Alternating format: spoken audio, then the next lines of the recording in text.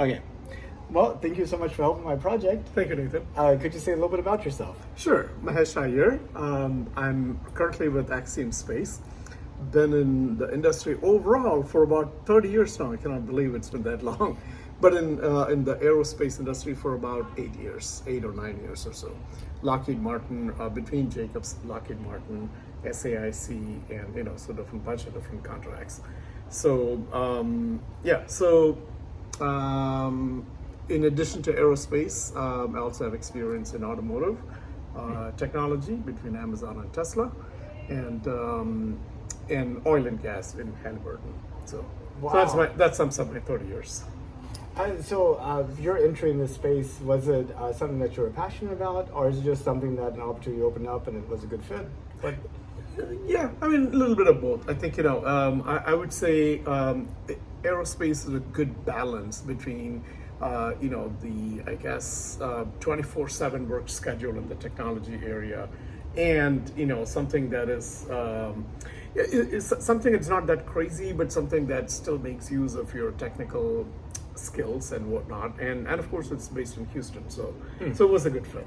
that's good. That's what I Yeah, would say. Houston, we got we have space, we have oil and gas, we have TI, Yep. with electronics, we have Compaq and HP and Yep, a whole bunch yep. of stuff. So So it worked out great, and I grabbed it. And Houston cannot go wrong. So that's awesome. I know this is probably a silly question, but I ask it to everybody. Did you know that NASA's planning some astronauts back to the moon? yeah, I was working in the Gateway program. Oh, were you really?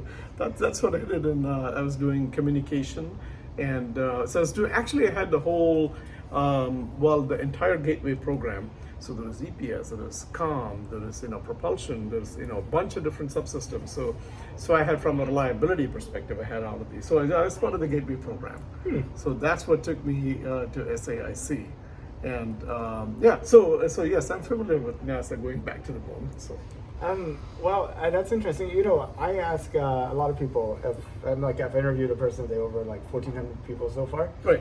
And I 1,400. 1,400. Ouch. And I would say That's a about lot. 80% of them had no idea we were going back to the moon. Okay, that's so And sad. I was just wondering if this lines up with your personal experience talking to people outside the industry, or what your thoughts are. That's a good point. I mean, no. So my ratio wouldn't be that. I guess the people that I talk to, probably half of them are already in NASA, or NASA or aerospace related. So they kind of know.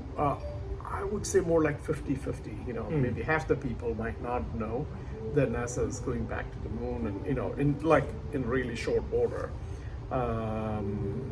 But not 1,400.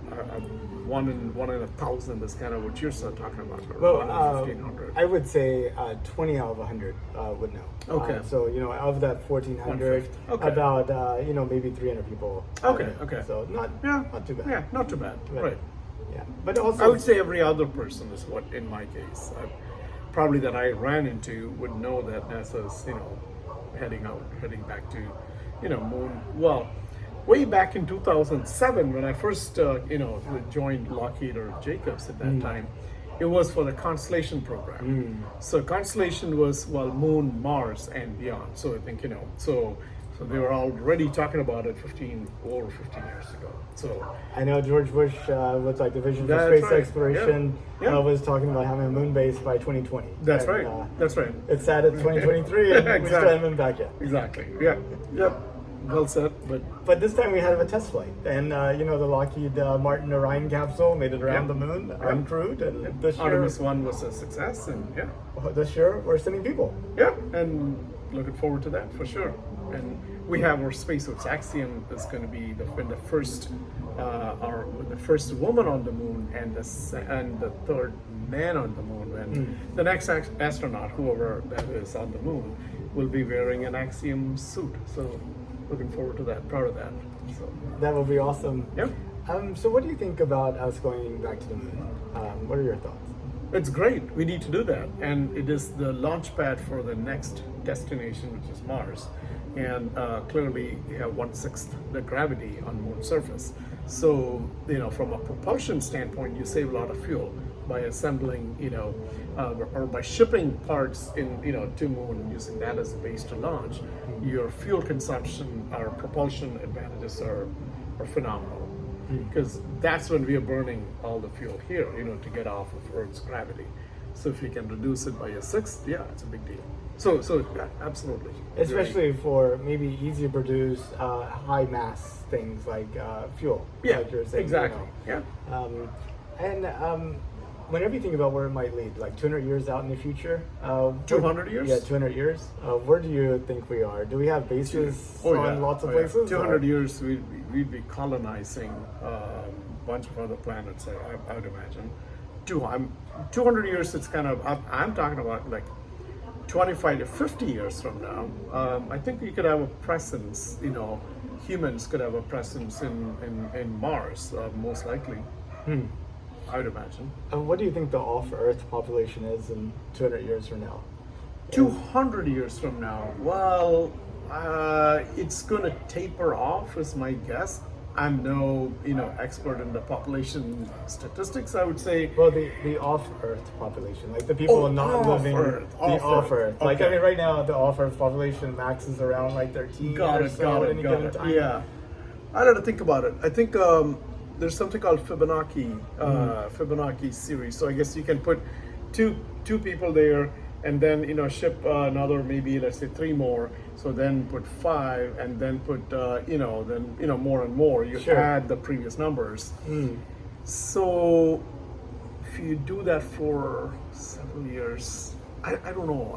It'll be thousands. Thousands. Yeah. Okay. Not hundreds of millions. thousands. Or, yeah, or millions. I guess. I would say it is thousands. 50 years from now.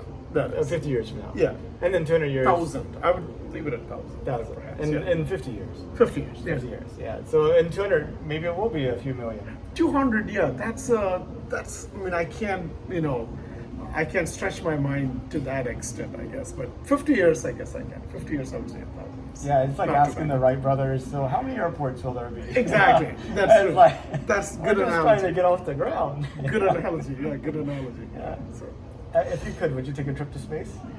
I want to go to low Earth orbit first, but space, when you say outer, way out to camp out for 6 months and whatnot, I don't know.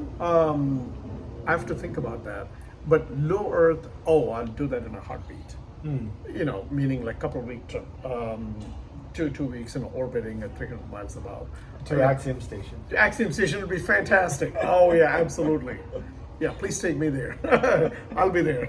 So. And since you're a reliability expert, we'll know it'll be reliable. Oh yeah, so I'll be a little bit more nervous than everybody else because I know which ones are the weak links. So, but anyway. Well, that's pretty much all the questions I had. Thank you so Awesome. much for participating in my project. Fantastic, Nathan. What do you do with this video? Just curious. Well, it goes on my website, countdowntothemoon.org, and Nice. I just and actually, Astrobotics is sending a probe to the moon this month. Okay. So my first year of interviews, Right. I put on a micro SD card, and it's actually going on that ship. Nice. So, Amazing work. yeah. Kudos to you. Well, thank you very much. Fantastic.